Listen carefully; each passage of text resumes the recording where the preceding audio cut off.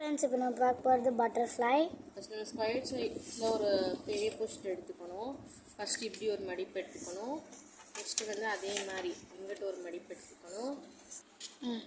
அதுக்கப்புறம் இப்படி ஒரு மடிப்பு ட்ரையாங்கிள் ஷேப்பில் அதே மாதிரி இங்கிட்ட ஒரு மடிப்பு மடிச்சுக்கணும். மடிச்சுட்டு இப்போ இதை பேப்பரை இப்படி மடிச்சுக்கணும்.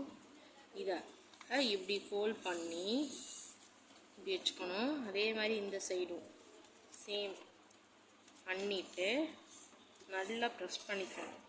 போய் இந்த இதை இப்படி சேம் அதே மாதிரி இதையும் இப்படி பண்ணிடணும். பண்ணிவிட்டு பேக் சைட் டேர்ன் பண்ணிக்கிட்டு இதை எடுத்து இப்படி பின் பண்ணால் நமக்கு பட்டர்ஃப்ளை, அழகான பட்டர்ஃப்ளை ரெடி.